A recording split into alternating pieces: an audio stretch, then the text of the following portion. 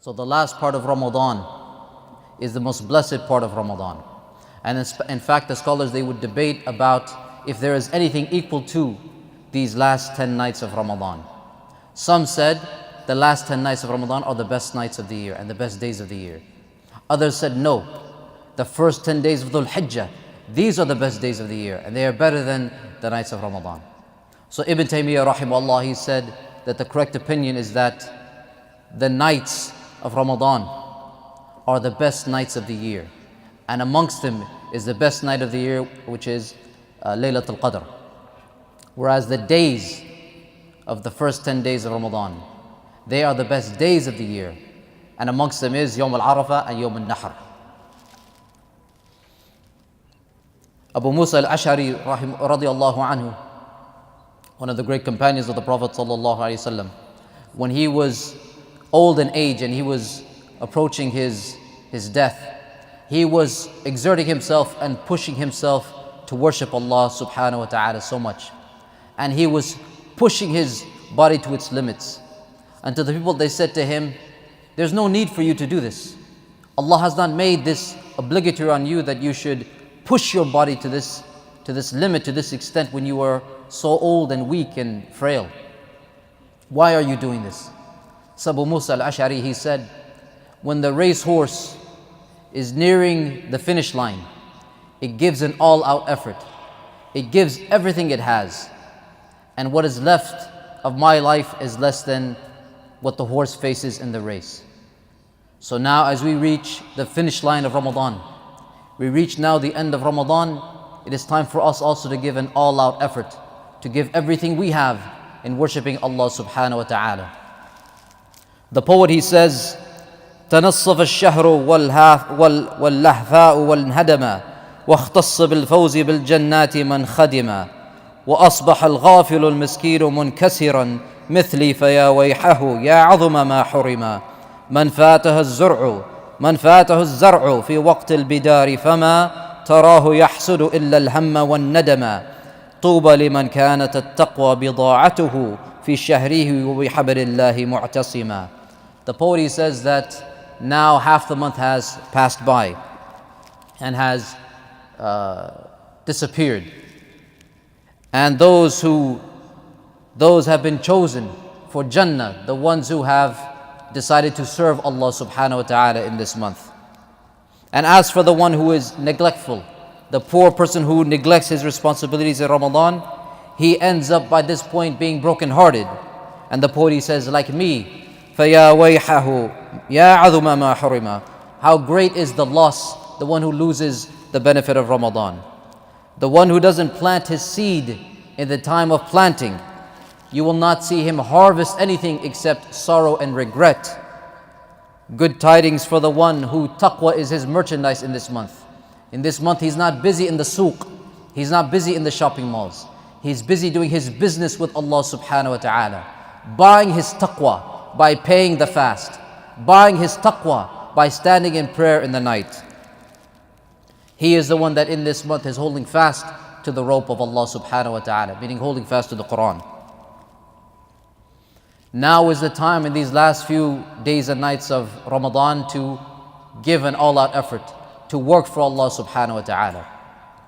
And there is no better work in these last 10 nights than Qiyam al-Layl, than standing and spending the nights worshipping Allah subhanahu wa ta'ala. In the first part of Ramadan, the sunnah of the Prophet sallallahu alaihi wasallam was moderation. The Prophet sallallahu alaihi wasallam, he would pray and then he would also sleep part of the night. But in the last 10 nights of Ramadan, the Prophet sallallahu alaihi wasallam would not sleep at all. And he would spend the entire night in prayer. And he would wake up his family and his wives and also encourage them to do the same and spend the night entirely in prayer.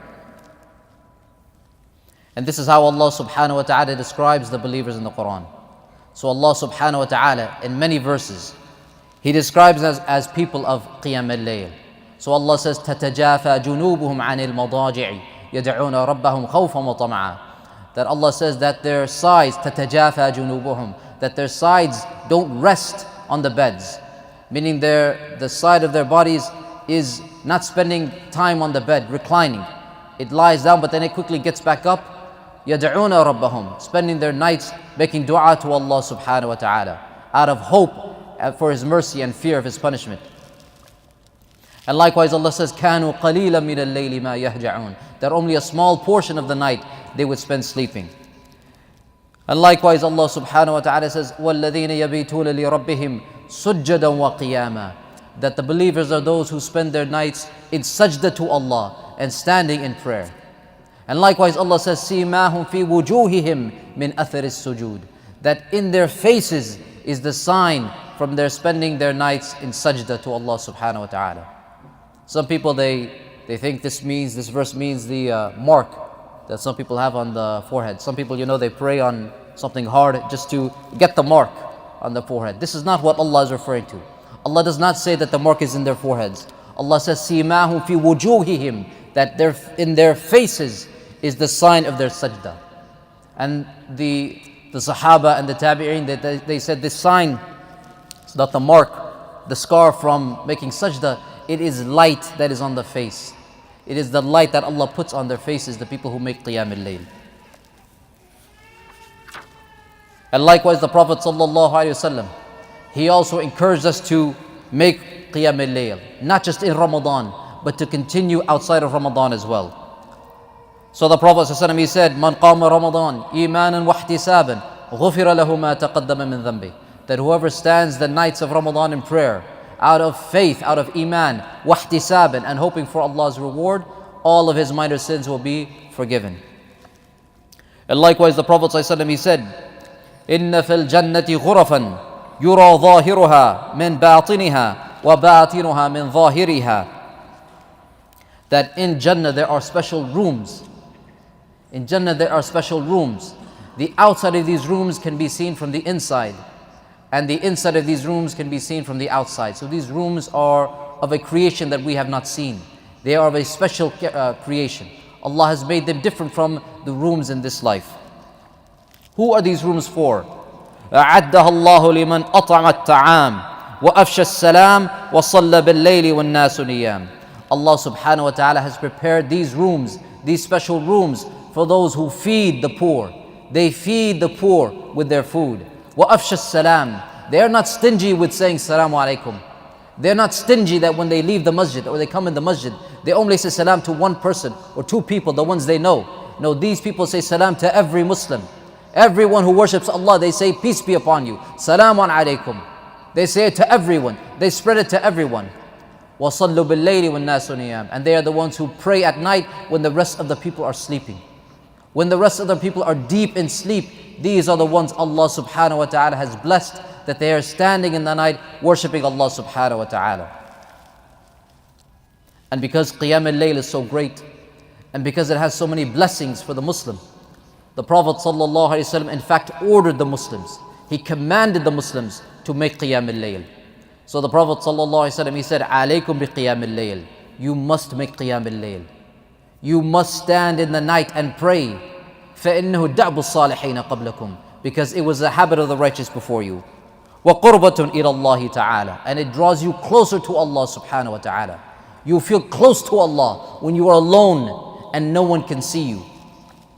وَمُنْهَاتٌ عَنِ الْإِثْمِ, and it prevents you from sin.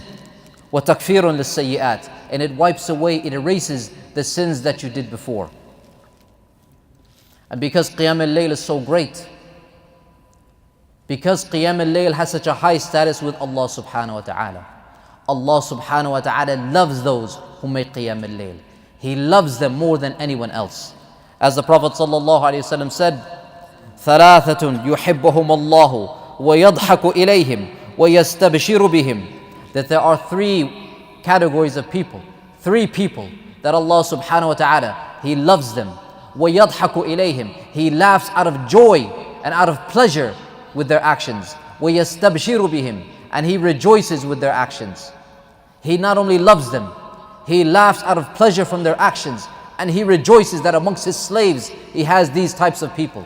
The first one, الَّذِي إِذَا انْكَشَفَتْ فِئَةٌ قَاتَلَ وَرَاءَهَا بِنَفْسِهِ لِلَّهِ عَزَّ وَجَلَّ فَإِمَّا أَنْ يُقْتَلَ وَإِمَّا أَنْ يَنْصُرَهُ اللَّهُ وَيَكْفِيهِ فَيَقُولُ انظُرُ إِلَى عَبْدِ هَذَا كَيْفَ صَبَرَ لِي بِنَفْسِهِ.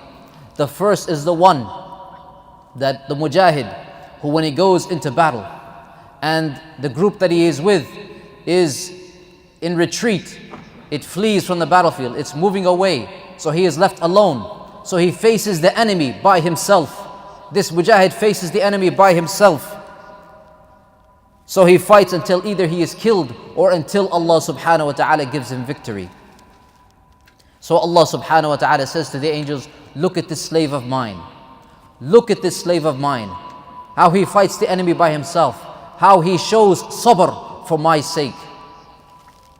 The second category. وَالَّذِي لَهُ إِمْرَأَةٌ حَسَنَةٌ وَفِرَاشٌ لَيِّنٌ فيقوم من الليل فيقول يذر شهوته ويذكرني ولو شاء رقد. The second is a man who has a beautiful wife. The man who has a beautiful wife and he has a soft, comfortable bed. But he leaves his bed and he leaves his wife and he stands up in the night to worship Allah subhanahu wa ta'ala. So Allah subhanahu wa ta'ala says to the angels, look at the slave of mine. He leaves his desires and he comes to remember me. He comes to mention my name. And if he wanted, he could have kept on sleeping. And the third category, وَالَّذِي إِذَا كَانَ فِي سَفَرٍ وَكَانَ مَعَهُ رَكْبٌ فَسَهَرُوا ثُمَّ هَجَعُوا فَقَامُوا مِنَ السَّحَرِ فِي ضَرَّاءٍ وَسَرَّاءٍ. And the third is the one who is traveling on a journey. You know, in the old days, the people would travel in groups, in a caravan, in a rakib. So the caravan goes out, and they normally would travel at night in the desert because of the heat during the day. So they would stay up at night and they would travel during the night until when it was the last portion of the night, then they would rest and go to sleep. So Allah subhanahu wa ta'ala, amongst this caravan, He loves the one who, when the people have stayed awake all night traveling and they're exhausted and then they lie down to sleep, that one of them stands up amongst the caravan and he doesn't choose to sleep. But instead he stands up and makes qiyam al-layl. Whether it's in hardship or whether it's in ease, no matter what the situation is, this person is worshipping Allah subhanahu wa ta'ala. So amongst the three categories that Allah subhanahu wa ta'ala loves so much, two of them are the ones who make qiyam al-layl.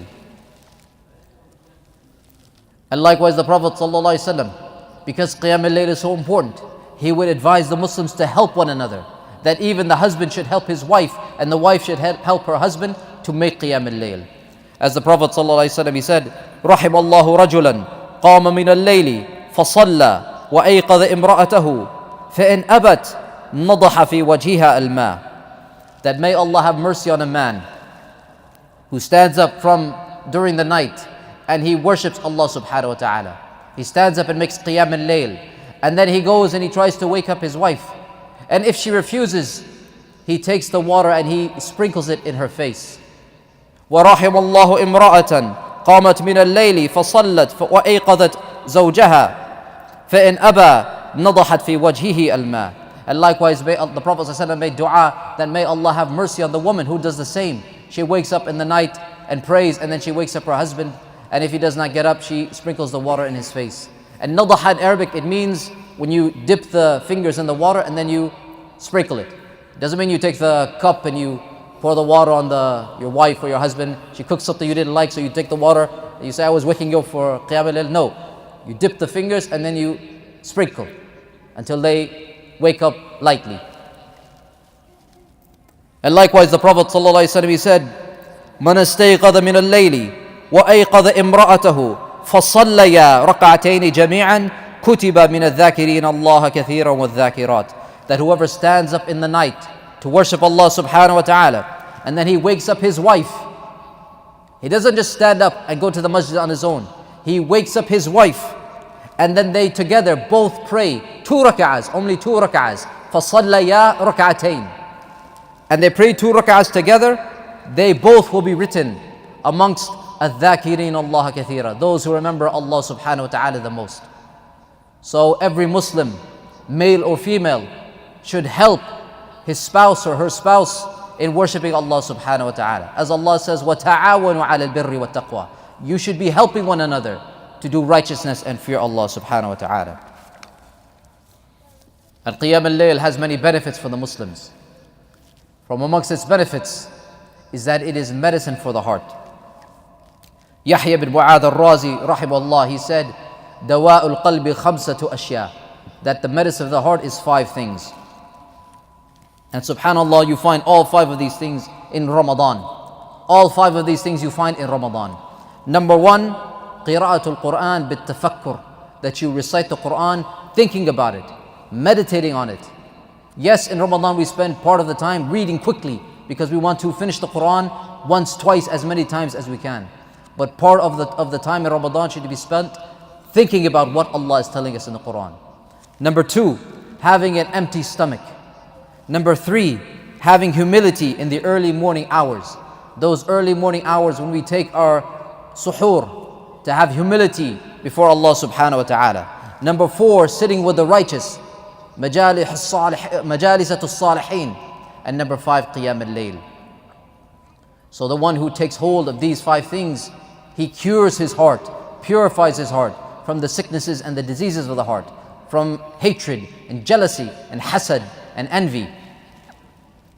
Number 2, qiyam al-layl, it erases the sins, that it wipes away the sins, as the Prophet ﷺ said, وَتَكْفِيرٌ لِلسَّيِّئَاتِ, that it erases and wipes away the sins. One of the scholars, Ibn al-Hajj, he says that qiyam al-layl removes the sins the way that the wind removes the leaves from the tree. Just like the strong wind, when it blows the tree and the leaves fall off, so likewise qiyam al-layl makes the sins fall off.